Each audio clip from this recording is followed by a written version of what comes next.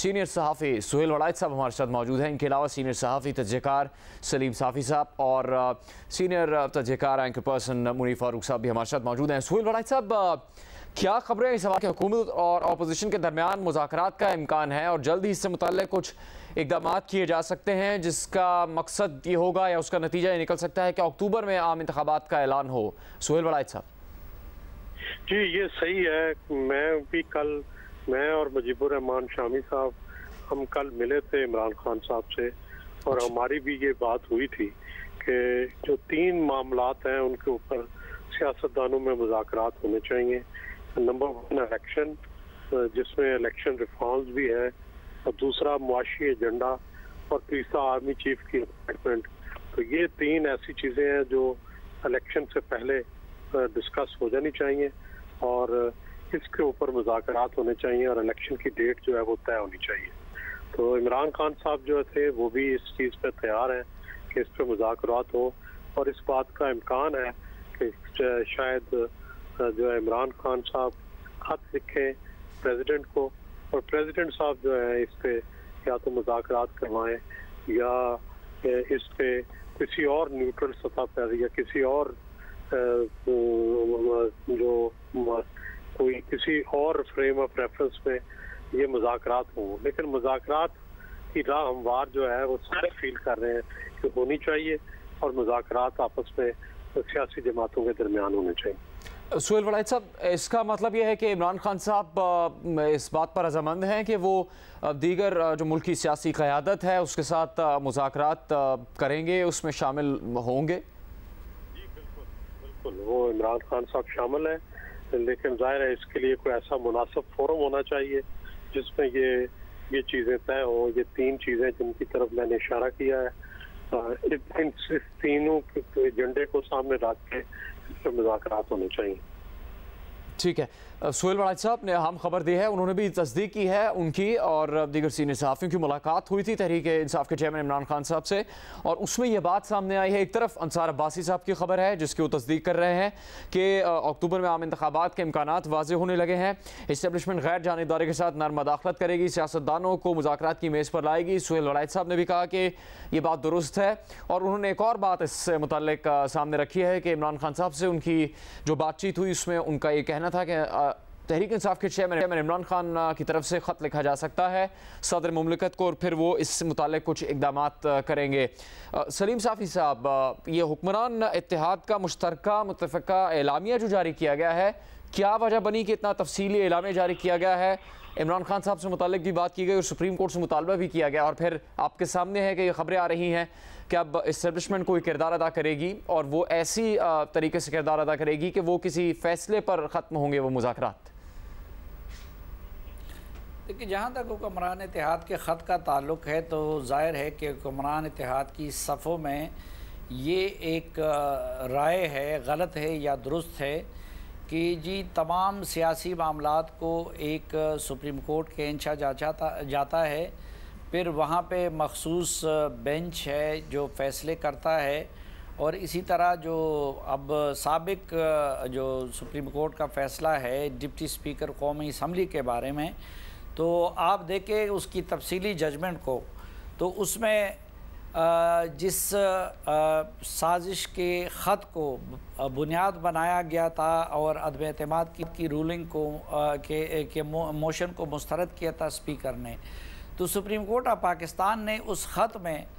उस साजिश की थ्योरी को भी मनगढ़ंत करार दिया है और स्पीकर की रूलिंग को भी गैर आईनी करार दिया है और स्पीकर की रूलिंग के नतीजे में इमरान खान साहब के असम्बली तोड़ने के इक़दाम को और सदर के इक़दाम को भी गैर आईनी करार दिया है। ये मैं मुत्तफ़िका फ़ैसले की बात कर रहा हूँ, लेकिन ज़ाहिर है कि उनके लिए कोई सज़ा तजवीज़ नहीं की गई है। इसी तरह ये जो पिछला फ़ैसला आया था और जिसकी आड़ लेके कल डिप्टी स्पीकर ने फ़ैसला किया है, तो उसके बारे में हुक्मरान इत्तेहाद की भी ये राय थी और कई वकला की भी ये राय थी कि ये कॉन्स्टिट्यूशन की रीराइटिंग है, क्योंकि डिफेक्शन के बारे में ऑलरेडी आइन के अंदर एक चीज़ मौजूद थी और वो सिर्फ डिफेक्शन थी, लेकिन सुप्रीम कोर्ट ने अपने फ़ैसले में एक तो पार्टी लीडर का भी जिक्र किया और फिर ये भी जिक्र एक इजाफी चीज़ उसमें ऐड कर ली कि उसका वोट शुमार नहीं होगा, जिसकी वजह से ये सारा बहरान पंजाब का कड़ा हो गया। और अभी मैं मुनीफ फारूक साहब से समझने की कोशिश कर रहा था कि उसमें एक इजाफी चीज़ उस रूलिंग का ये नतीजा निकलता है कि जो लोग पार्टी लीडरशिप के फ़ैसले के ख़िलाफ़ वोट दे दे तो उनके ख़िलाफ़ रेफरेंस की ज़रूरत नहीं है, बल्कि एक ऑटोमेटिकली उनके ख़िलाफ़ डिफेक्शन की कार्रवाई वो इलेक्शन कमीशन कर सकता है और उनको नोटिफाई कर सकता है। अब ये सारे इश्कालात है, ये सारे इबहामात है और ये मामला यहाँ पे आगे रुकेगा नहीं। दूसरा ये भी तासुर है कि हमारे इदारे जो है वो मीडिया के जो तासुर होता है या फिर जो दौंस धमकी और एहतजाज वगैरह होता है उससे भी असर लेती है और फ़ैसले कानून के स्पिरिट की बजाय ज़मीनी हक़ाइक़ या सियासी ज़रूरतों के तहत ज़्यादा हो रहे हैं। तो इसीलिए मैं समझता हूँ कि हुक्मरान इत्तेहाद इस मुतालबे में बिल्कुल हक़ व जानिब है कि फुल कोर्ट बना के इस तरह के मामलात का एक ही मरतबा फारिवर फ़ैसला किया जाए। जो दूसरी बात है उसका अगर वक्त हो तो मैं उस पर राय ये देना चाहूँगा कि देखें, जो हमारी इस्टेब्लिशमेंट है वो सियासत से तो लाताल्लुक़ हो गई है, लेकिन रियासत से वो कभी लाताल्लुक़ नहीं हो सकती। और पीटीआई के लोग ये तासुर दे रहे हैं कि अगर उनकी मनमानी नहीं मानी जाती और उस पर अमल नहीं किया जाता तो वो फिर अनारकी की तरफ जाएंगे। अब ज़ाहिरी बात है कि एक तो खैर ये वैसे धमकियाँ हैं, वो हमने मार्च के दौरान इनकी क़ुव्वत को देख लिया, लेकिन इस्टेब्लिशमेंट अगर रियासत के लिए कोई थ्रेट खड़ा किया जाता है या मईशत के लिए कोई थ्रेट खड़ा किया जाता है तो उससे लाताल्लुक़ नहीं हो सकती। तो एक थिंकिंग ज़ाहिरी बात ये है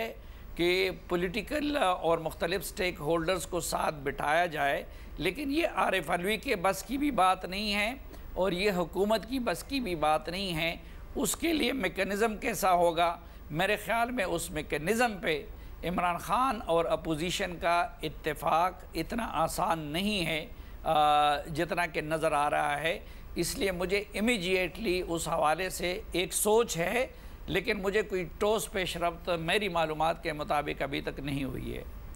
सलीम साफ़ी साहब की राय आपने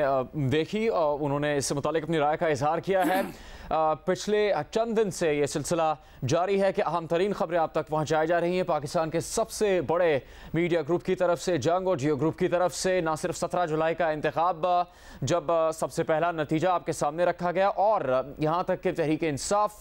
समेत दीगर सियासी जमातों के अरकान भी जियो न्यूज़ पर ही इंतखाबी नताइज की तफसील देख रहे थे। उसके बाद गुज़श्ता रोज़ 22 जुलाई को जो इंतहाई अहम दिन था, पंजाब असम्बली में वज़ीर आला पंजाब के इंतखाब से मुताल्लिक जो कि सुप्रीम कोर्ट के हुक्म पर किया जा रहा था, उससे मुताल्लिक भी ऐसी खबर जिसने तमाम तर तफसील की रुख बदल दी, बाजी पलट दी, ये वाज़े तौर पर बता दिया कि क्या होने जा रहा है पंजाब असम्बली में, वो खबर भी जियो न्यूज़ ने आप तक पहुंचाई और ये सिलसिला जारी है वाज़े और बड़ी अहम खबरों को आप तक पहुंचाने का। वो इसी नशरियात में खबर सामने आई जब हामिद मीर साहब ने बताया कि मोनिस इलाही से बराह रास्त बात हुई है हामिद मीर साहब की और उसमें उन्होंने तस्दीक की है कि वो चौधरी शुजात से मिलने गए थे और चौधरी शुजात से जब उन्होंने पूछा कि क्या उन्होंने कोई ख़त लिखा है तो उसकी उन्होंने तस्दीक की कि उन्होंने ख़त लिखा है और उस ख़त के आगे ये तफसील थी कि वो इमरान खान के उम्मीदवार को वज़ीर आला पंजाब नहीं बनने देंगे और फिर उसकी तस्दीक हुई। वो ख़त डिप्टी स्पीकर दोस्त मज़ारी ने असम्बली इजलास में दिखाया, उसी की बुनियाद पर मुस्लिम लीग काफ के वोट शुमार नहीं किए गए, वो मुस्तरद किए गए और फिर फैसला आपके सामने था। अब आज भी इस वक्त इस नशरियात में भी जियो न्यूज़ ही आपके लिए इंतहाई अहम खबर लाया है, ऐसी खबर जिसका असर मुस्तकबिल की फैसला साजी पे होगा। अंसार अब्बासी साहब, एडिटर इन्वेस्टिगेशन दी न्यूज़, उन्होंने ये बड़ी और अहम खबर दी है कि हुकूमत और अपोजिशन के दरमियान मुज़ाकरात का इम्कान है। अक्टूबर में आम इंतखाबात के इम्कानात वाज़े होने लगे हैं। क्यों? इसीलिए कि उनका कहना है कि इस्टेब्लिशमेंट गैर जानिबदारी के साथ नर्म मदाखलत करेगी, सियासतदानों को मुज़ाकरात की मेज़ पर लाएगी। इसी से आगे चले तो सुहेल वड़ाइच साहब सीनियर सहाफ़ी तज्ज़ियाकार, उन्होंने तस्दीक की है कि ये बात दुरुस्त है। उनकी चेयरमैन तहरीक इंसाफ इमरान खान से इससे मुतालिक बराह रास्त मुलाकात में बात हुई है और इमरान खान साहब ने इसकी तस्दीक की कि उनकी तरफ से ख़त लिखा जा सकता है सदर मुमलिकत को, जिसमें दरख्वास्त की जाएगी कि तमाम स्टेक होल्डर्स को इकट्ठा किया जाए और एक ऐसा फोरम तश्कील दिया जाए जिस पर तमाम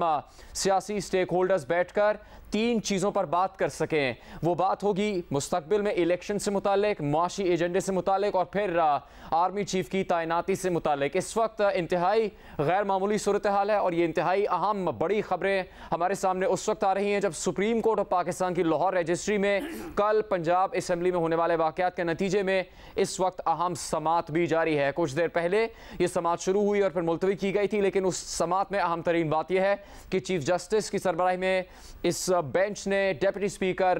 दोस्त मजारी को भी तलब किया है अदालत में। सुहेल वड़ाइच साहब, अंसार अब्बासी साहब ने ये अहम खबर देने के साथ और आपने भी उसकी तस्दीक कर दी, एक बात और अहम उन्होंने हमारे सामने रखी है कि इमरान खान साहब को भी एक कदम पीछे जाना होगा। उनका माजी में कई बरस से ये मौक़िफ़ है कि वो दीगर सियासी क़यादत को सही नहीं समझते, उनको चोर समझते हैं, उनको डाकू समझते हैं, उनको लुटेरे समझते हैं, उनको करप्ट समझते हैं, इसीलिए उनके साथ नहीं बैठेंगे। और अपोजिशन भी जो अब हुक्मरान इत्तेहाद है, माजी में अपोजिशन में थे, तो उनका ये कहना था कि जब भी वो इस बारे में बात करते थे कि मुज़ाकरात करना चाहते हैं मुल्क के अहम मामलात पर, इमरान खान साहब कभी भी उनकी बात नहीं मानते थे। तो ये तब्दीली कैसे आई है और क्या इमरान खान साहब को इस बात का इदराक है कि उनको भी बातचीत के लिए आमादा होना होगा, तभी ये बात आगे बढ़ सकेगी? सुहेल वड़ाइच साहब, मेरा ख्याल है हालात का जबर सबको ये मजबूर कर रहा है कि वो मुज़ाकरात की तरफ बढ़े। उसकी वजह यह है कि फर्ज करें अदरवाइज बहरान है, मुआशी बहरान इतना बढ़ रहा है और दूसरी तरफ इंतखाबात की सूरत नजर नहीं आ रही, इतनी देर तक मुज़ाकरात नहीं होते। तो ये सारी इस चीज़ को तकाज़ा करता है कि मुज़ाकरात हो और मुज़ाकरात के अंदर कंसेंसस हो, इलेक्शन डेट के ऊपर, इसी तरह मुआशी एजेंडे के ऊपर और इसी तरह आर्मी चीफ की जो अपॉइंटमेंट है उसके ऊपर तय हो। ये 3 चीज़ें अगर तय हो जाए तो पाकिस्तान का रास्ता सीधा हो जाएगा और फिर वापस करप्शन के मुकदमात या बाकी चीज़ें वो चलती रहे जैसे पहले चल रहा है। अपना अपना मौक़िफ़ जो है वो जारी रखें, लेकिन ये जो 3 अर्जेंट इशूज़ हैं इनके ऊपर मुज़ाकरात होने चाहिए और इनको रिज़ॉल्व होना चाहिए। मुनीर फारूक साहब, क्या ये ब्रेक थ्रू हो सकता है अगर इस पर अमल दरामद होता है? इस वक्त मौजूदा सियासी तौर पर जो कशीदा हालात हैं पाकिस्तान में, जिसका सामना तमाम सियासी जमातों को और पाकिस्तान के आवाम को करना पड़ रहा है। देखिए जुनैद साहब, ये ख्वाहिश तो इमरान खान साहब की है कि किसी तरह जो पाकिस्तान की इस्टेब्लिशमेंट है, जिन्हें वो पावर क्वार्टर्स कहते हैं, न्यूट्रल्स कह के एड्रेस करते रहे, कि वो इंटरवीन करें और ऐसे हालात पैदा हों कि पाकिस्तान के अंदर नया इंतखाब हो सके। इमरान खान साहब की प्रिंसिपल डिमांड भी ये है, डिमांड बिल्कुल जायज़ है कि इंतखाबात होने चाहिए, वो एक बहुत मकबूल सियासी लीडर हैं। लेकिन इशू ये है कि अगर इमरान खान साहब के प्रेशर के ऊपर ये सब कुछ किया जाता है, वो भी एक गलत प्रेसिडेंट सेट होगा। लेकिन एक कुछ ऐसी ग्राउंड रियलिटीज़ हैं जो कि सबको मालूम है, वो ये है कि इस वक्त मईशत के बहुत बुरे हालात हैं और पाकिस्तान स्ट्रगल कर रहा है और उसकी बुनियाद इमरान खान साहब ने जाने से पहले रखती थी। कोई उसको अप्रीशिएट करे या ना करे, बातें रिकॉर्ड के ऊपर हैं। लेकिन जो समात इस वक्त सुप्रीम कोर्ट लाहौर रजिस्ट्री के अंदर हो रही है थ्रू वीडियो लिंक, उसकी भी बहुत अहमियत है, क्योंकि अगर डिप्टी स्पीकर की रूलिंग को कलअदम करार दे दिया जाता है सुप्रीम कोर्ट की जानिब से, तो बहरान तो ऑलरेडी एग्जिस्ट कर रहा है, ये बहरान बढ़ेगा। और अगर उसको दुरुस्त भी तस्लीम कर लिया जाता है तो पाकिस्तान तहरीक इंसाफ यहाँ रुकेगी नहीं, उसके ऊपर एहतजाज करेगी और एक जो इम्प्रेशन है वो आएगा। जो सबसे ज़्यादा परेशान कुन बात है वो ये हालात के अंदर कशीदगी है, एक बढ़ती हुई पोलराइजेशन है। लेकिन अगर पाकिस्तान, जिस तरह अभी बताया है जनाब अंसार अब्बासी साहब ने और सुहेल वड़ाइच साहब ने भी तस्दीक की है कि अगर ऐसे कोई मामलात शुरू हो गए हैं तो बहुत अच्छी बात है अगर खुश उसलूबी से कोई मामला टल जाए। लेकिन जहाँ तक जनाब आरिफ अलवी साहब की बात है, वो एक हमेशा जैसे बाकी सदूर होते हैं, उनका किसी जमात से भी ताल्लुक़ होता है, वो एक पार्टिजन होते हैं, शख्सियत होते हैं, वो उनसे किसी किस्म की फेयरनेस का तो आप तवक्को नहीं कर सकते। ना जनाब आरिफ अलवी साहब से बहैसियत सदर मुमलिकत, ना आप किसी और सदर जो कि माजी में भी रहे जिनका ताल्लुक़ किसी सियासी जमात से था, उनका जारी बात है एक वाज़ेह टिल्ट होगा इस हवाले से। लेकिन अगर इमरान खान साहब ये प्रेशर एक्सर्ट कर रहे हैं और कामयाबी से एग्जर्ट कर रहे हैं और फिर मजबूर कर रहे हैं पाकिस्तान के मुख्तदर हलकों को कि वो इंटरवीन करें और हालात को नॉर्मलाइज करने की कोशिश करें और सबको इलेक्शन की तरफ ले जाएं, तो इमरान खान साहब की सियासी जीत है इसके अंदर और वो इसके ऊपर कैपिटलाइज करेंगे और वो ये बात मनवाएंगे और बाद में इस बात के ऊपर फ़ख्र भी करेंगे कि देखा मेरे नैरेटिव का, मेरी तनकीद का और मेरे प्रेशर का इतना असर है कि मजबूर हो गए हैं सब कि मेरी डिमांड के ऊपर कोइंसाइड करें, हर कोई बैठ जाए और जिस तरह मैं डिक्टेट कर रहा हूँ कि इलेक्शन करवाने हैं, फौरी तौर पर इलेक्शन करवाए जाएं। और ये हुक्मरान इत्तेहाद ये जहन में रखिएगा कि इन्होंने अपनी तरफ से अब अलग-अलग प्रेस कॉन्फ्रेंसेस की हैं, एक किस्म का अदम एतमाद भी ज़ाहिर कर दिया है मौजूदा ऑनरेबल जजेस के ऊपर जो कि समाअत कर रहे हैं और कह रहे हैं कि ये लार्जर बेंच पर लाया जाए। अब ये इस्तेहकाक सुप्रीम कोर्ट का है, वो नहीं बनाते और समाअत जारी रखते हैं और कोई फैसला इस हुक्मरान इत्तेहाद के ख़िलाफ़ आ जाता है। तो वैसे ही अगर पंजाब हुकूमत नहीं होगी तो इस हुक्मरान इत्तेहाद के पास क्या है, इनको भी सोचना चाहिए, इनको भी ये जहन में रखना चाहिए कि अगर ये फ़ैसला आ जाता है और सुप्रीम कोर्ट डिप्टी स्पीकर की रूलिंग को कलअदम करार दे देती है तो ऐसी सूरत में मज़ीद इक़्तिदार में रह के आप क्या ले लेंगे या क्या अचीव कर लेंगे, फिर शायद मजबूर हो जाएगी ये जो हुक्मरान इत्तेहाद है कि हम इलेक्शन की तरफ जाएँ। सलीम साफ़ी साहब, अगर ये बात जिसकी खबर सामने आ चुकी है, इस्टेब्लिशमेंट ये फ़ैसला कर रही है कि वो ऐसा कोई किरदार अदा करे जिससे मुज़ाकरात हो सकें पाकिस्तान की सियासी जमातों के रहनुमाओं के दरमियान, तो क्या इमरान खान साहब, जैसे मुनीर फारूक साहब ने कहा कि उनकी ख्वाहिश तो है, वो मुदाखलत की अपील भी कर रहे हैं, एक से ज़्यादा मरतबा वो ऐसी बात कर चुके हैं अपने खिताबात में, अपने जलसों में, अपनी इंटरव्यूज़ में, अपनी तकरीरों में, क्या हुक्मरान इत्तेहाद इस वक्त जो PDM इत्तेहाद है और बरसर इक़्तिदार है वफाक में, वो भी चाहता है ऐसा हो?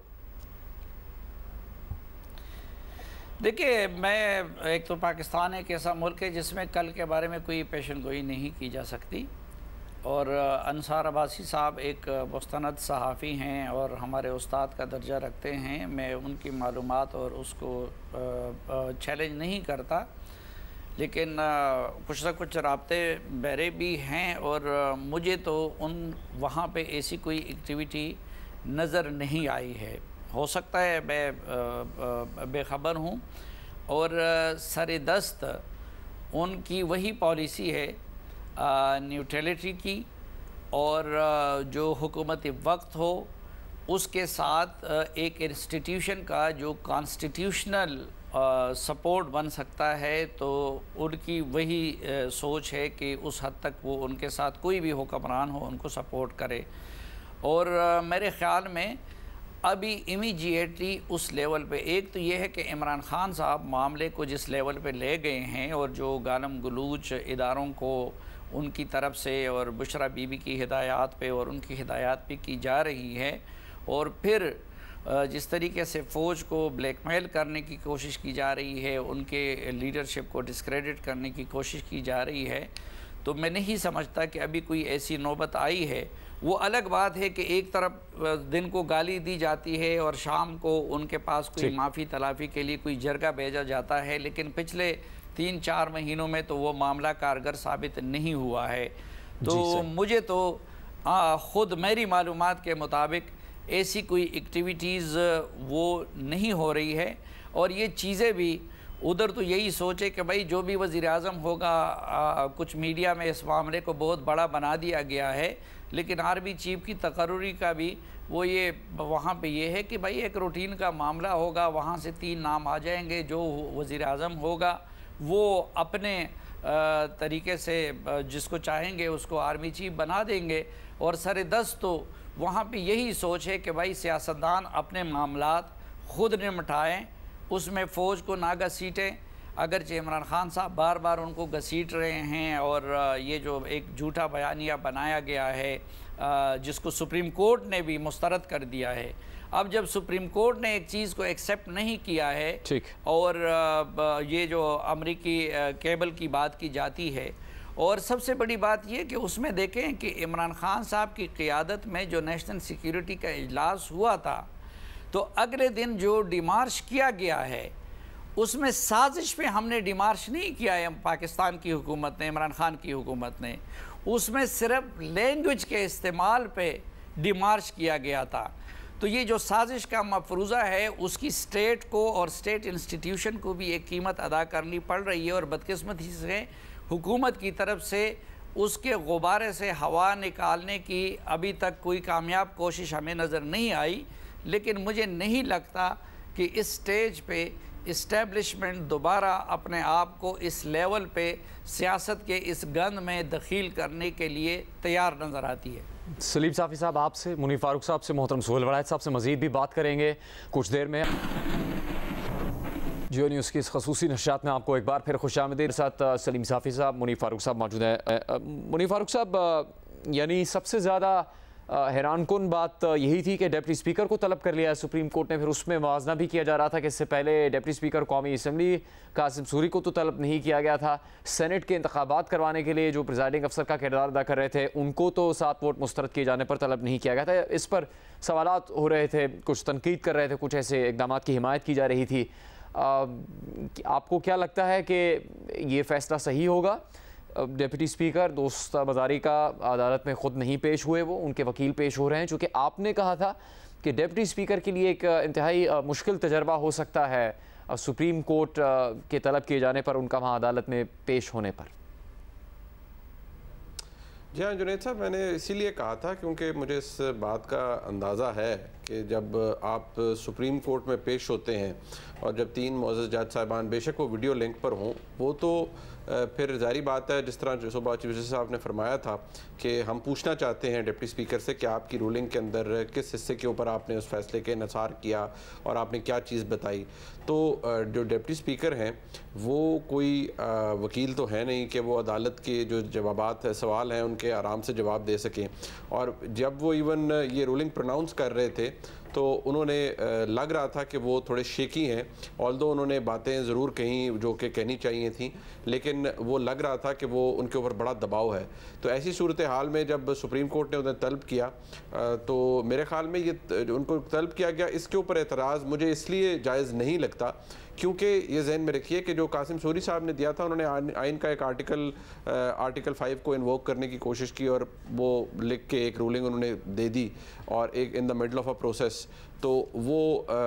एक ऐसा काम था जो कि सरियन गैर आइनी था। यहाँ पर एक प्रोसेस कंप्लीट हुआ है, रूलिंग उसके बाद आई है। जो वोट ऑफ नो कॉन्फिडेंस के ऊपर रूलिंग है वो तो उस वक्त आ गई थी जबकि वोटिंग हुई नहीं थी, और वो जब वोटिंग होनी थी उससे पहले सारा सिलसिला शुरू हो गया। साथ ही साथ यहाँ पर जो डिप्टी स्पीकर हैं उन्होंने अदालत के ही एक फ़ैसले को नज़ीर बनाते हुए और उसका जो कॉन्सिक्वेंस है उसको सामने रखते हुए कहा कि ये डिफेक्टिंग कैंडिडेट्स जो मेंबर्स हैं इनके वोट काउंट नहीं होंगे, लिहाजा अदालत ने उन्हें इसी हिसाब से तलब किया था। अब चूँकि मेरी राय थी और वो शायद अब नज़र भी आ रहा है कि वो इसलिए नहीं आए कि वो अदालत के उन सवालात के जवाबात क्लियरली नहीं दे सकते थे बहैसियत एक डिप्टी स्पीकर, क्योंकि वो एक कानूनदान नहीं है, एक स्टूडेंट ऑफ लॉ नहीं है, और उनके जगह पर इरफान कादिर साहब पेश हुए हैं जो कि एक मंजे हुए वकील हैं। अब जो रीजनिंग है डिप्टी स्पीकर के फैसले की उसको सब्सटैंशिएट तो इरफान कादिर साहब कर देंगे, लेकिन क्या मुअज़्ज़ज़ जज साहिबान उनसे इम्प्रेस होंगे उस आर्ग्यूमेंट से? और जो आर्ग्यूमेंट दिया जा रहा है वो बड़ा क्लियर है और जिसको हमने सुबह से और बल्कि कल से भी डिस्क्राइब कर रहे थे कि किसी को भी ओपिनियन को जब बेस किया जाता है या आर्गूमेंट को बेस किया जाता है वो ऑन इट्स ओन नहीं हो जाता, वो माजी के फैसलों को जहन में रखते हुए, बहुत से मामलात को सामने रखते हुए, और अदालत की ही ऐसी नज़ीरें मौजूद हैं जिनको जहन में रखते हुए, सामने रखते हुए इंसान अपना जो आर्गूमेंट है उसको बेस करता है। ऐसा ही किया गया, लेकिन अब ये फैसला ऑनरेबल सुप्रीम कोर्ट ने करना है, क्योंकि अगर यहाँ पर ये रूलिंग कलअदम होती है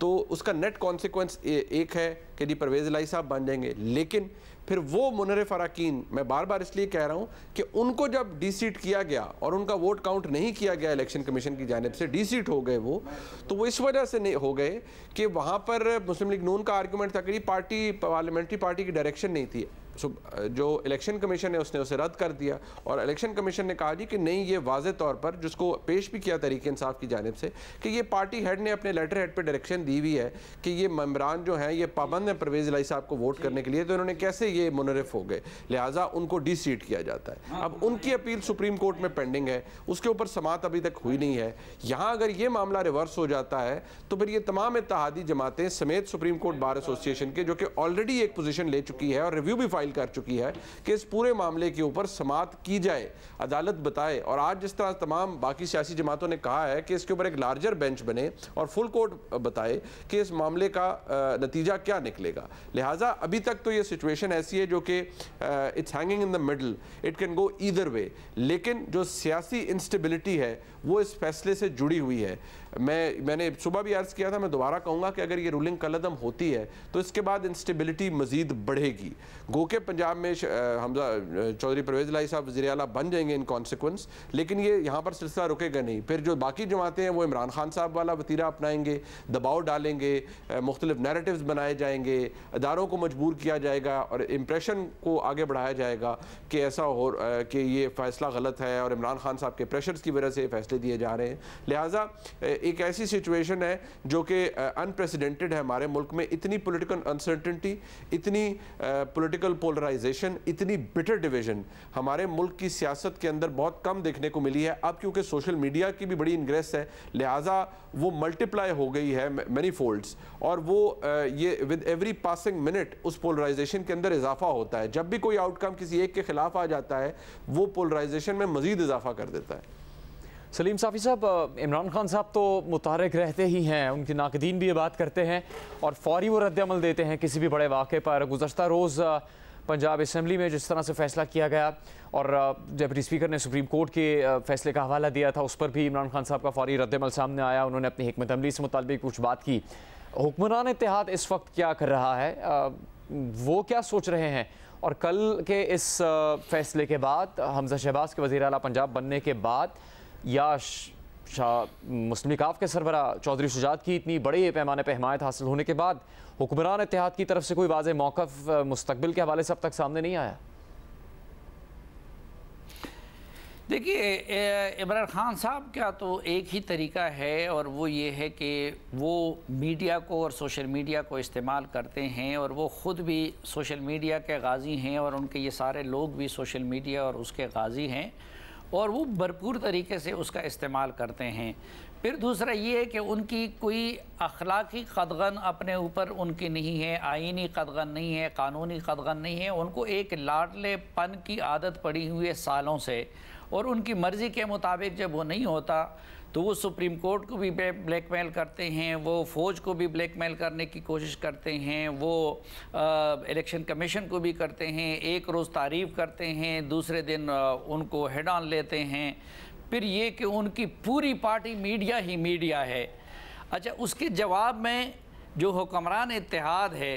वो अभी तक उनके झूठ को झूठ साबित करने में भी नाकाम रही है। इनकी कोई मीडिया स्ट्रेटजी इंतहाई नाकाम है, ये हकीकत तो अपनी जगह पे है। लेकिन इस वक्त मुल्क जिस क्राइसिस से गुज़र रहा है, इसमें कोई शक नहीं कि दीगर लोगों की गलतियों के साथ साथ इसमें हमारे अदलिया के फ़ैसलों का और किसी हद तक गैर ज़रूरी मुदाखलत का भी बुनियादी किरदार है। अब जो पहले जो कल डिप्टी स्पीकर ने जिस फ़ैसले का सहारा लिया है, तो वो तो सुप्रीम कोर्ट ही का एक फ़ैसला था। फिर ये कि उस वक़्त न डिप्टी स्पीकर को बुलाया गया, न उनको सज़ा दी गई कानून शिकन करार दे के, न प्राइम मिनिस्टर को कानून शिकन करार दे के कोई सज़ा नहीं दी गई। जो दूसरा मामला इससे पहले हम जिस पे बहस कर रहे थे कि इस्टेब्लिशमेंट की तरफ से ऐसी किसी कोशिश का, तो मैंने अपने जो पहले वाली राय थी उसकी तस्दीक या तरदीद के लिए और भी राब्ते किए इस प्रोग्राम के दौरान। मेरी मालूमात के मुताबिक इस्टेब्लिशमेंट की अभी तक वही पॉलिसी है न्यूट्रलिटी की, वो कोई सरोकार नहीं रख रहे हैं। वो हुकूमत पे चौड़ा है, अपोजिशन पे चौड़ा है, अदलिया पे चौड़ा है कि आप जानें और आपका काम जानें। हाँ, अलबत्ता किसी भी मुल्क की इस्टेब्लिशमेंट वो रियासत से लाताल्लुक़ नहीं हो सकती। अब अगर अदलिया इस मामले को निपटाती नहीं है और इसको सुलझाती नहीं है, और पॉलिटिशियन इस मामले को आपस में सुलझाते नहीं हैं, और मुल्क को अनारकी की तरफ धकेला जाता है, तो फिर ज़ाहिर है कि कोई भी इस्टेब्लिशमेंट हो, कोई भी फ़ौज हो, और फिर पाकिस्तान जैसा एक नेशनल सिक्योरिटी मुल्क का फ़ौज हो, तो वो फिर शायद किसी स्टेज पे आके फिर वो लाताल्लुक़ नहीं रह सकेगी। अलबत्ता टिल टुडे मेरी जो अपनी मालूमात है उसके मुताबिक उनकी तरफ से ना कोई कुलिया पेश किया गया है, ना उनकी तरफ से हुकूमत से कोई अर्ली इलेक्शन का डिमांड किया जा रहा है, न वो इमरान खान के किसी डिमांड के सामने ब्लैकमेल हो रहे हैं, न वो जुडिशरी पे असरअंदाज होने की कोशिश कर रहे हैं। हाँ, अलबत्ता एक ज़िम्मेदार इस्टेब्लिशमेंट की हैसियत से वो हालात को गौर से देख रहे हैं, और अगर अदलिया और पॉलिटिकल फ्रंट पे मामलात को सुलझाए नहीं जाते और इकनॉमिक इंतशार की तरफ भी मामलात को लिए जाते हैं, ले जाते हैं और पॉलिटिकल उस पर, तो फिर ज़ाहिरी बात है कि वो अपना कोई ना कोई रोल अदा करने पे आएंगे, और आज भी ये वाज़ेह नहीं है कि फिर उस सूरत में वो क्या रोल अदा करेंगे। मुनीर फारूक साहब, जिस तरह से इमरान खान साहब तो तमाम तर इस वक्त मसाइल का ज़िम्मेदार इस हुक्मरान इत्तेहाद को करार दे रहे हैं, जो 3 माह का अरसा बता रहे हैं उसी में वो कह रहे हैं मईशत तबाह हो गई है, मुस्तकबिल के हवाले से भी सवाल निशान खड़े हो गए हैं, रुपए की कदर इतनी गिर गई है। लेकिन संगीन तो हालात को हुक्मरान इत्तेहाद भी बताता है, वफाकी हुकूमत भी बताती है कि हालात बहुत मुश्किल हैं, माशी तौर पर मुश्किलात हैं, बड़े फ़ैसले करने हैं, अहम फ़ैसले करने हैं, और उन फ़ैसलों के नतीजे में ही हालात बेहतर हो सकते हैं। क्या जो हालात की संगीनी जिसको बयान हुक्मरान इत्तेहाद करता है उसके हिसाब से आपको वो मुतहरिक भी नज़र आता है? देखिए, एक बात जो कि मेरे ख्याल में सबको तस्लीम करनी चाहिए, और ज़ाहिर बात है जो हुक्मरान इत्तेहाद है उसकी अपनी सियासी मजबूरियां हैं, या ज़ाहिर बात है वो इमरान खान साहब की मकबूलियत को एक्सेप्ट नहीं करते। इमरान खान साहब का वोट बैंक 2018 से बड़ा है, उनकी सपोर्ट पब्लिक के अंदर ग्राउंड रियलिटी है कि उनकी सपोर्ट बड़ी है, और इसमें कोई शक नहीं है, और इमरान खान साहब बहुत मकबूल पोजीशन पे है। लेकिन एक बात फैक्ट है, और मेरे ख्याल में इसका इदराक सबको है, ख़ुद इमरान खान साहब की जमात को भी है, कि जो मुआशी मसाइल हैं इस मुल्क को दरपेश, उनका सहरा भी जनाब इमरान खान ने जाते हुए उसका आगाज़ कर दिया था। और वो मुझे रिपीट करने की ज़रूरत नहीं, सबको पता है कि जिस तरह मुल्क की मईशत को नोज़ डाइव पर ले जाया गया, और जिस तरह से IMF के साथ एक किए हुए मुआहदे को वायलेट किया। भी कुछ देर पहले शाहज़ेब खानज़ादा ने दुरुस्त कहा कि जो मुल्क IMF के प्रोग्राम पे चल रहा हो वो उसे एक एलिंग इकॉनमी आप कह सकते हैं, वो कोई मुल्क टेक ऑफ नहीं कर रहा होता। आपको ऐसे किसी क्रेडिटर की ज़रूरत तब पड़ती है किसी फाइनेंशियल इंस्टीट्यूशन की जब आपका मुल्क स्ट्रगल कर रहा हो। तो ये तो बात बड़ी क्लियर है। लिहाजा मैं ये ज़रूर कहूँगा कि आज की जो हुक्मरान इत्तेहाद है, ख़ास तौर पर पाकिस्तान मुस्लिम लीग नून, उसमें एक शदीद कमी नज़र आती है। वो ये है कि जी कोई नैरेटिव बिल्डिंग है ही नहीं। यानी कि इमरान खान साहब की हुकूमत को आपने घर भेजा, आपने तरीके अदम एतमाद ले आए, जब आप आए तो ये आर्गूमेंट किया गया, और मेरे ख्याल में ये बहुत से सहाफ़ी वहाँ मौजूद थे कि जी आपको अगर लग रहा है कि इमरान खान साहब ने बड़ा ज़्यादती की मुल्क के साथ, और ये इनिशियल डेज़ की मैं बात कर रहा हूँ कि अगर उन्होंने गलत तरीके से पेट्रोल की कीमतें कम कर दी हैं और अनफंडेड सब्सिडी है, मुल्क की मईशत नोज डाइव पर जा रही है, तो आप इसको रिवर्स करें ताकि बर्डन आप पे ना पड़े। आप कह सकें कि भाई पहले दिन आके तो हमने कुछ नहीं कर दिया, ये तो इमरान खान बेड़ा गर्क कर गए हैं। उन्होंने कहा नहीं, ये तो बड़ा गलत हो जाएगा, लोग हमें बुरा भला कहेंगे कि देखिए हमने आते ही महंगाई कर दी। ठीक है, तो मेरा जवाब उसमें ये था, और ये वज़ीर-ए-आज़म के सामने मैंने कहा था कि जनाब वाला, फिर आप जब कुछ दिन बाद ये काम करेंगे तो क्या लोग आपके गले में हार डालेंगे? ऐसा ही हुआ, लोगों ने गले में हार नहीं डाले बल्कि तहरीक इंसाफ के बॉक्स में वोट डाल दिए, और आपको जो महंगाई है उसने भी आपकी गत बनाई इलेक्शंस के अंदर, बाई इलेक्शंस के अंदर। लिहाजा ये बात सोचनी पड़ेगी इस हुकूमत को, हुक्मरान इत्तेहाद को, कि आप जब इस तरह के फैसले करते हैं, ऊपर से आपका सारा नैरेटिव क्या है? कभी आप जी वो फराह गोगी साहबा की बात हो रही है जी, एहसन जमील गुजर साहब की बात हो रही है जी, तोशा खाना की बात हो रही है, व्हाट एल्स? आप इसके ऊपर इमरान खान के खिलाफ नैरेटिव बनाएंगे? इमरान खान के जो सपोर्टर या वोटर हैं उनको तो इन बातों से फ़र्क ही कोई नहीं पड़ता, unless you have something big concrete made out somewhere. आप इमरान खान को कैसे काउंटर करेंगे इस बयानिए से, जबकि उनके पास आपके खिलाफ एक मुस्तनद बयानिया मौजूद है, और उन्होंने अवाम के अंदर बावजूद इस बात के कि सुप्रीम कोर्ट ने उसे कहा कि ये बिल्कुल इसकी कोई सियासी हकीकत नहीं है, मुल्क की सबसे बड़ी प्रीमियर इंटेलिजेंस एजेंसी ने, मुल्क की पूरी पावरफुल एस्टैब्लिशमेंट ने कहा जी कि ये गलत है, ऐसी कोई साजिश नहीं है। इमरान खान साहब ने उसे सक्सेसफुली बेचा है, और उसके अंदर एक फैक्टर ये भी है कि इमरान खान साहब while he was at it, जब वो इसे बेच रहे थे, इमरान खान साहब का जो एक स्टेटस है, वो जो लाडला स्टेटस है, वो बरकरार रखा गया। उसको टोन डाउन नहीं करने की कोशिश की गई, उसको कर्टेल करने की कोशिश नहीं की गई और इमरान खान साहब को वो खुली छूट दी गई जो कि आज भी उनके तमाम मेंबरान जो हैं पार्टी के वो एंजॉय करते हैं। जो बात इमरान खान साहब की जमात ने की है और जो नैरेटिव्स बनाए हैं, मुल्क की जो अस्करी क़यादत है उसके खिलाफ जो हर्जा सराई की गई है पिछले जब से इमरान खान साहब इक़्तिदार से निकले हैं, और बेशक वो they can shrug of their shoulders से कि नहीं जी इन ट्रेंड्स के पीछे हम लोग तो नहीं थे। फैक्ट ऑफ द मैटर ये है कि ये सारे इमरान खान साहब ने सिलसिला शुरू किया था। आपने लोगों को बेइज्जत करवाया, लोगों के इदारों के ऊपर इतना प्रेशर डलवाया, उन लोगों से डलवाया जो कि एक ज़माने में इदारों के बहुत चहीते हुआ करते थे। तो आप इसका एंड रिजल्ट क्या निकला? इमरान खान साहब ने अपना जो सियासी नैरेटिव है उसे इफेक्टिवली बेचा, अपनी पॉपुलैरिटी में मजीद इजाफा किया, अपने वोट बैंक में मजीद इजाफा किया, and he continues to do it. और PMLN के पास कोई काउंटर नैरेटिव नहीं है, उस मामले में बड़े थके हुए हैं ये, मतलब उसी पे बेस करते हैं। हम यहाँ से आगे बढ़ेंगे। मौजूदा हालात ये हैं कि सुप्रीम कोर्ट लाहौर रजिस्ट्री में समाअत जारी है। ये समाअत वज़ीर आला पंजाब के इंतखाब से मुतालिक डिप्टी स्पीकर की रूलिंग के खिलाफ परवेज़ इलाही की दरख्वास्त पर हो रही है। इससे मुतालिक गुज़श्ता रोज़ ही मुस्लिम लीग और तहरीक इंसाफ की जानिब से तस्दीक की गई थी कि उन्होंने सुप्रीम कोर्ट से रुजू किया है, जिस पर उनकी दरख्वास्त कबूल कर ली गई है, उस पर नंबर लगाया जा रहा है, जिसके बाद chief justice Umar Ata Bandial, justice Ejazul Hasan और जस्टिस मुनीब अख्तर समाअत कर रहे हैं। इस समाअत में अब से कुछ देर पहले की अपडेट्स ये थी कि इरफान कादर पेश हुए हैं डिप्टी स्पीकर दोस्त मुजारे की तरफ से, और उनसे सवाल पूछा गया चीफ जस्टिस उमर अता बंदयाल की तरफ से कि क्या आपके पास डिप्टी स्पीकर का वकालतनामा है, जिस पर इरफान कादर एडवोकेट ने तस्दीक की कि जी मेरे पास दोस्त मोहम्मद मजारी का वकालतनामा मौजूद है। इससे पहले सुप्रीम कोर्ट ने डिप्टी स्पीकर पंजाब असम्बली दोस्त मजारी को तलब किया था और ये कहा था कि एडवोकेट जनरल पंजाब भी अदालत में पेश हो, अगर अटर्नी जनरल नहीं है तो एडिशनल अटर्नी जनरल पेश हो। अदालत ने चीफ सेक्रेटरी और हमजा शहबाज को भी नोटिस जारी किया था। मौक़िफ़ ये रखा गया था पिटिशन में बैरिस्टर अली ज़फ़र की तरफ से कि परवेज़ इलाही को 186 और हमजा शहबाज को 179 वोट मिले। आनी तौर पर परवेज़ इलाही वज़ीर आला का इलेक्शन जीत गए, लेकिन डिप्टी स्पीकर ने मुस्लिम लीग काफ के 10 वोट मुस्तरद किए गए। इस पर सुप्रीम कोर्ट ने डिप्टी स्पीकर का मौक़िफ़ क्या है, इसके लिए उनको अदालत तलब किया था। एक तरफ ये समाअत जारी है, दूसरी तरफ हुक्मरान इत्तेहाद का मुश्तरका मुत्तफ़िका एलामिया भी जारी किया जा चुका है। हमारे साथ अब इस नशियात में सीनियर एंकर पर्सन सहाफ़ी तज्ज़िकार शाहज़ेब खानज़ादा भी शामिल हो चुके हैं, उनसे हम बात करेंगे एक ब्रेक के बाद।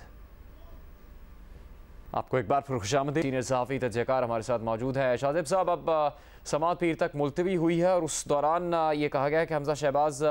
पीर तक बतौर ट्रस्टी वज़ीर आला काम करेंगे। जी बिल्कुल, और ज़ाहिर है मेरा ख्याल है कि 63A की जो रूलिंग थी अदालत की, जो फैसला था अदालत का, उसके तहत इरफान कादिर साहब के लिए मुश्किल होगा ये साबित करना कि जो डिप्टी स्पीकर ने रूलिंग दी है वो 63A के तहत है। मगर अदालत का अपने जो माजी के फैसले हैं, जो 18वीं तरमीम की में जो पार्टी हेड को इख्तियार दिया गया है, उसमें जो पार्लिमानी पार्टी का इख्तियार भी है पार्टी हेड को अदालत ने खुद ने दिया है, और जो बहुत सारे इख्तियार दिए हैं उसके खिलाफ अदालत कैसे जाएगी ये अदालत बताएगी। इसके अलावा जब नवाज शरीफ को बतौर पार्टी प्रेसिडेंट डिस्क्वालीफाई किया था क्योंकि वो 62-63 के तहत डिस्क्वालीफाई हो गए थे, उस फैसले में लिखा हुआ है कि पार्टी हेड की रिस्पॉन्सिबिलिटीज में रिस्पॉन्सिबिलिटी भी शामिल है कि वो पार्लिमानी पार्टी के फैसले करता है। तो उस फैसले के अगेंस्ट अदालत कैसे जाएगी ये भी अदालत ने फैसला करना है। मेरा ख्याल है जो 63A है उसका जो फैसला अदालत का है उसके तहत तो शायद इरफान कादिर साहब को बड़ा मुश्किल होगा ये साबित करना, मगर जो अदालत के अपने माजी के 2 फैसले हैं उसके खिलाफ अदालत कैसे जाएगी कि पार्टी हेड का कोई इख्तियार नहीं होता है, पार्लिमानी पार्टी का इख्तियार होता है। पार्टी हेड के पास सिर्फ ये इख्तियार होता है कि वो लोगों को डिसीड करने का इलेक्शन कमीशन को नोटिफिकेशन दे सके, क्योंकि अदालत खुद अपने फैसलों में कह चुकी है कि सारा इख्तियार पार्टी हेड का है और पार्टी हेड ही ये पार्टी के सारे फैसले करता है। तो ये एक दिलचस्प सूरत हाल नजर आती है। मैं भी सुन रहा था फवाद चौधरी साहब ये कह रहे थे कि जो गुज़िश्ता 3 माह में हुआ है इसके जिम्मेदार आसिफ जरदारी, शरीफ खानदान और इस्टेब्लिशमेंट है। तो बड़ा इंटरेस्टिंग होगा ये बात भी देखना कि जो बात हो रही है कि इस्टेब्लिशमेंट दरमियान में आकर ये एक किरदार अदा करने के लिए तैयार है, सॉफ्ट इंटरवेंशन के लिए तैयार है कि सियासी जमातों को आपस में बिठाए। इमरान खान साहब ने भी सुहेल बड़ाई साहब को कहा है कि जी हम तैयार है कि हम बैठें और बात आगे करें, मगर देखें जो बुनियादी शराइत है वो कैसे पूरी होंगी। शरीफ खानदान की या फिर नून लीग की बुनियादी शर्त यह है कि अगला इलेक्शन होगा तो उसकी कैंपेन नवाज शरीफ साहब करेंगे, उनको आने दिया जाए, उनके साथ जो ज्यादतियां हुई हैं उन्हें रिवर्स किया जाए, जिस तरीके से फैसले उनके खिलाफ मनूवर कराए गए उनका दावा है उनको भी रिवर्स किया जाए, राहदारी रिमांड दिया जाए, जेल वो नहीं जाएंगे, कैंपेन की उनको आज़ादी दी जाए। ये बात इमरान खान नहीं मानेंगे। इमरान खान का मुतालबा है कि किसी भी सूरत में अगला इलेक्शन अगर कराना है तो ये चीफ इलेक्शन कमिश्नर रिजाइन करें। इस बात के लिए कौन चीफ इलेक्शन कमिश्नर को मनाएगा कि वो रिजाइन करें, या दूसरी जमातें क्यों मानेंगी? और चीफ इलेक्शन कमिश्नर ने ऐसा क्या किया है कि इमरान खान साहब चाहते हैं तो वो रिजाइन कर दें, क्योंकि कौन सा ऐसा फैसला है जो इमरान खान साहब कह सकते हैं कि चीफ इलेक्शन कमिश्नर ने ये जो फैसला दिया वो ऐसा था जिसकी वजह से उन्होंने अपनी बायसनेस साबित कर दी। वो अभी पिछले दिनों मिसाल दे रहे डस्का इलेक्शन की, तो डस्का में आपने 20 प्रिजाइडिंग अफसरान अगवा कर लिए थे और क्या फैसला देते। आपने इलेक्शन कमीशन के फैसले को अपील किया सुप्रीम कोर्ट में, सुप्रीम कोर्ट ने भी आपके खिलाफ फैसला दे दिया, इलेक्शन कमीशन के फैसले को दुरुस्त साबित किया। ये जो 20 अराकीन डी सीट हुए हैं उसका फैसला इलेक्शन कमीशन ने, हालांकि ये लकूना मौजूद था कि पार्लिमानी पार्टी ने डायरेक्शन नहीं दी थी, फिर भी आपके हक में फैसला दे दिया। और अब मसला ये कि अगर सुप्रीम कोर्ट ये फैसला दे दे कि जो डिप्टी स्पीकर की रूलिंग है वो दुरुस्त नहीं है, पार्टी हेड नहीं फैसला करेगा, पार्लिमानी पार्टी फैसला करेगी, तो जो इलेक्शन कमीशन ने 20 अराकीन को डीसीट करने का फैसला दिया था उसका क्या होगा? क्योंकि उन्होंने सुप्रीम कोर्ट में अपील की हुई है, क्या अदालत उसको फिर इल्तवा का शिकार रखेगी या उसकी भी फौरन समाअत करेगी? और अगर फौरन समाअत करेगी तो अगर यहाँ पर पार्टी हेड का फैसला नहीं डोमिनेट करता तो वहां क्या होगा? अगर उनकी डी सीट होना खत्म हो जाता है तो फिर तो हमजा शहबाज फिर दोबारा चीफ मिनिस्टर बन जाएंगे। ना सिर्फ वो बन जाएंगे बल्कि वो अराकीन जो 20 थे वो भी बहाल हो जाएंगे, यानी कि जो बाई इलेक्शन हुए जिसमें 15 सीटें तहरीक इंसाफ ने जीती है वो भी खत्म हो जाएगा। तो एक अजीब सी सूरत हाल है। और जो बात हो रही थी, मैं देख रहा था कि बात हो रही थी कि जी इस्टेब्लिशमेंट सियासत से अपने आप को लाताल्लुक रखना चाहती है। मेरा ख्याल है तो सारे के सारे जो मसाइल पैदा हुए पिछले साल में 4 साल में उससे नहीं पैदा हुए कि इस्टेब्लिशमेंट ने अपने आप को सियासत से लाताल्लुक रखा हुआ है, मगर अब मुल्क के हालात को देख के उन्हें लगता है कि उन्हें मुदाखलत करनी चाहिए। 4 साल के मसाइल पैदा इसलिए हुए हैं कि इस्टेब्लिशमेंट ने भरपूर सियासत में मुदाखलत की है और इस हद तक मुदाखलत की है कि इस मुल्क को वहां पहुंचा दिया है जहां पर ये मुल्क पहुंचा हुआ है। और मैं सुन रहा था ये भी कहा गया कि इस्टेब्लिशमेंट कहती है कि जी सियासत से हमारा ताल्लुक नहीं है, मगर रियासत को अगर कुछ होगा तो उसमें मुदाखलत करेंगे। मादत के साथ आपने जो सियासत में मुदाखलत की है उससे रियासत का नुकसान हुआ है और आप अपने आप को रियासत समझना छोड़ें। आप रियासत नहीं है, रियासत ये पूरा मुल्क है जिसमें तमाम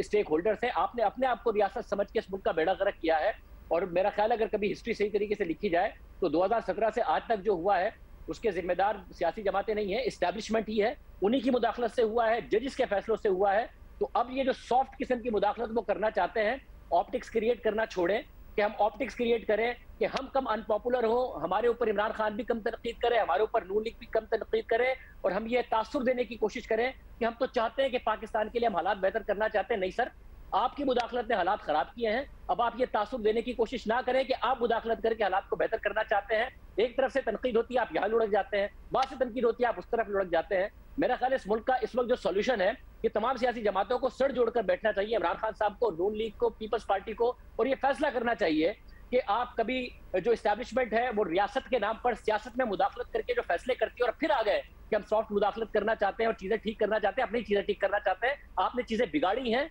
आप बार बार बिगाड़ते रहे हैं। इमरान खान को, नून लीग को, आसिफ जरदारी साहब को फैसला करना चाहिए कि वो साथ बैठे और फैसला करें कि उन्हें मुल्क आगे कैसे चलाना है। इस मुल्क में जजेस और जर्नल्स नहीं फैसला करेंगे कि इस मुल्क में कैसे आगे चलना है। आप फिर आगे सॉफ्ट मुदाखलत का कह के और फिर मुदाखलत करेंगे, फिर मजीद बेड़ा गर्क करेंगे जो पिछले 5 साल से कर रहे हैं। मुनीर फारूक साहब, क्या ऐसा मुमकिन हो सकेगा इमरान खान साहब, आसिफ जरदारी, शहबाज शरीफ, दीगर सियासी जमातें बैठें, फैसला करें कि मुल्क की सियासत का फैसला उन्होंने करना है, मुल्क की सियासत के उसूल उन्होंने तय करने हैं और उसको आइन के मुताबिक चलाना है? क्या ऐसा मुमकिन हो सकेगा?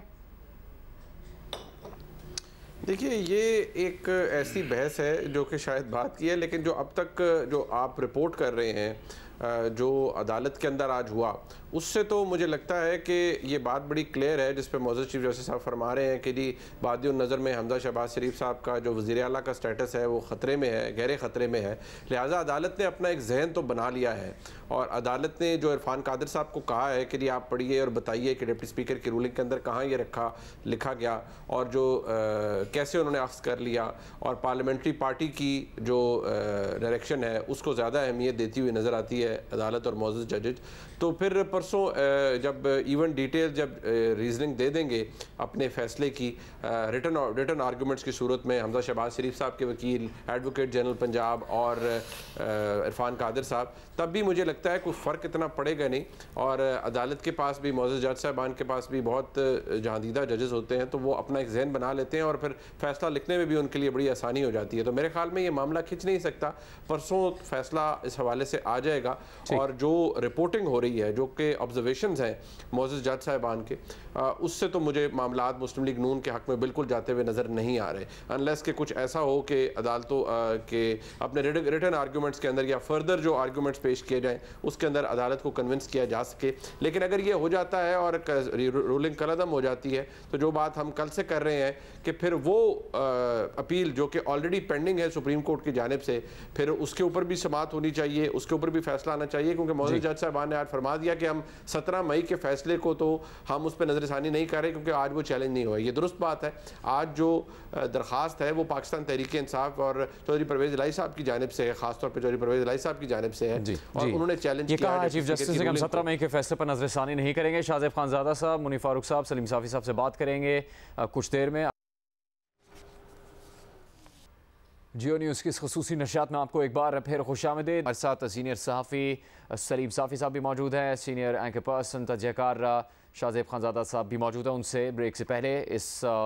हवाले से जो खबर सामने आई है इस पर बात हुई थी। सलीम साफ़ी साहब, क्या फ़ैसला होता नज़र आ रहा है आपको, और क्या वाकई इस तरह के फ़ैसले से और इस तरह का जो इक़दाम करने से मुल्क के हालात बेहतर हो सकते हैं, सियासी जमातें एक दूसरे से बात करने पर तैयार हो जाएंगी? देखिए, एक तो ये कि फ़ैसले के बारे में मैं कुछ भी नहीं कह सकता, और आजकल तो आप कोई भी प्रेडिक्शन नहीं कर सकते, क्योंकि हमने बहुत सारे फ़ैसले ऐसे देखे हैं जिसमें ख़ुद ये जो पिछला फ़ैसला था पंजाब के इलेक्शन से मुतालिक, जिसके बारे में बाज़ माहिरीन आईन और उनकी राय ये थी कि वो एक आईन, नई आईन लिखने के मुतरादिब था। तो ये है कि उनकी मर्ज़ी है जजेस साहिबान की कि वो किस तरह की तशरीह करते हैं, क्या करते हैं, क्या फ़ैसला करते हैं, तो उसके बारे में तो मैं कुछ नहीं कह सकता।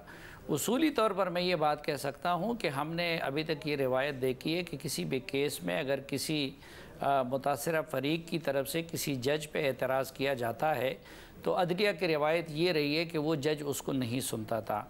अब मुल्क की तमाम सियासी जमातों ने सिवाय PTI के, उन्होंने ये फ़ैसला मुतालबा किया है कि फ़ुल कोर्ट इसको सुने।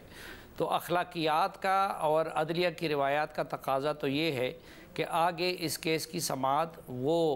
मखसूस बेंच की बजाय वो फुल कोर्ट करे। बाकी जहाँ तक इस्टेब्लिशमेंट के रोल का ताल्लुक़ है तो शाहज़ेब खानज़ादा साहब ने तो उसको 17 से शुरू किया। मैं कहता हूँ नहीं, ये 17 से नहीं, ये 2010 से शुरू हुआ था। इस्टेब्लिशमेंट का वो गंदा रोल जो था और गैर आईनी रोल जो था, वो PTI को पहले बनाने का, PTI में लोगों को शामिल कराने का, फिर इमरान ख़ान को हीरो के तौर पर पेश करने का, फिर मीडिया को उनके हक़ में इस्तेमाल करने का, फिर अदलिया को उनके हक़ में इस्तेमाल करने का, फिर नैब को उनके हक़ में इस्तेमाल करने का, फिर RTA सिस्टम बिठाने का, फिर पोलिंग एजेंटों को निकालने का, फिर ये सारी चीज़ें जो हैं, फिर इलेक्शन के फ़ौरन बाद वो मस्बत रिपोर्टिंग के अहकामात देने का।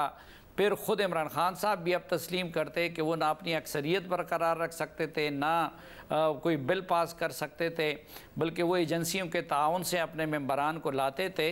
तो ये जो इस वक्त हमें पॉलिटिकल मेस नज़र आता है,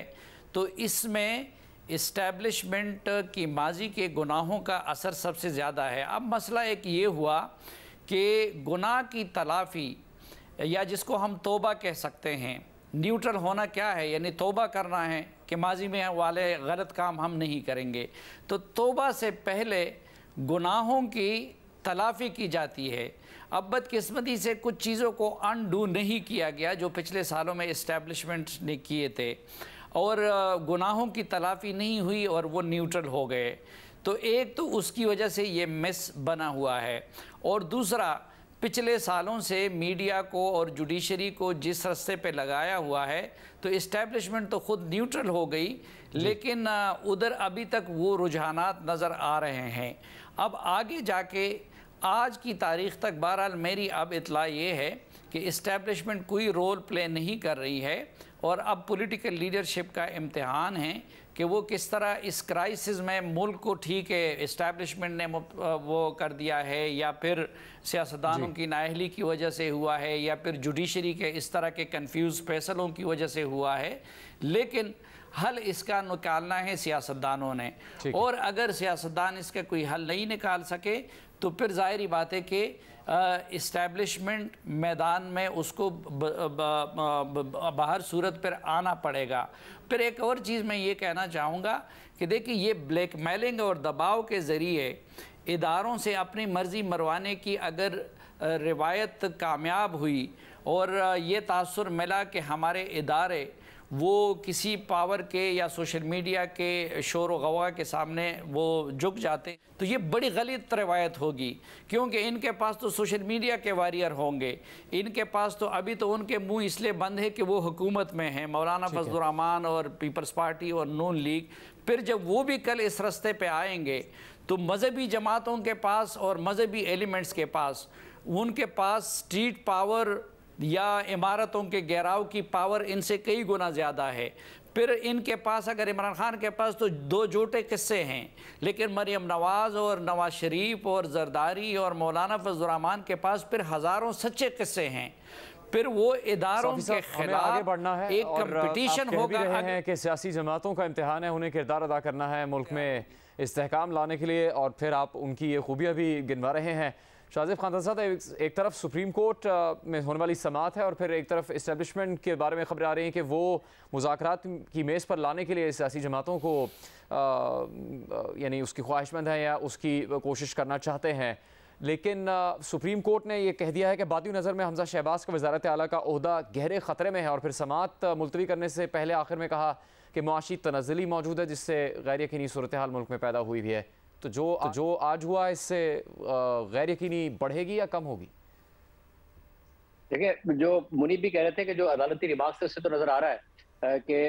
हमजा शहबाज के हक में फैसला नहीं जाएगा। और ज़ाहिर अगर 63A का सहारा लेते हैं तो बड़ा मुश्किल है कि हमजा शहबाज के हक में फैसला जाए, जो 63A का अदालत का फैसला है। मगर अगर अदालत की जो माजी के फैसले हैं, मैं देखना चाहूंगा कि अदालत कैसे जस्टिफाई करेगी कि पार्टी हेड का अख्तियार नहीं है, जब उन्होंने 18वीं तरमीम के तहत बार बार कहने अख्तियार दिया है। नवाज शरीफ को जब सदारत से डिस्क्वालीफाई करना था उस वक्त पार्टी हेड की अहमियत बताई और उसको इतना सारा अख्तियार दिया है, तो वो कैसे करेंगे, ये बात बहुत दिलचस्प होगी। जो मुआशी अब्तरी की बात कर रहे हैं,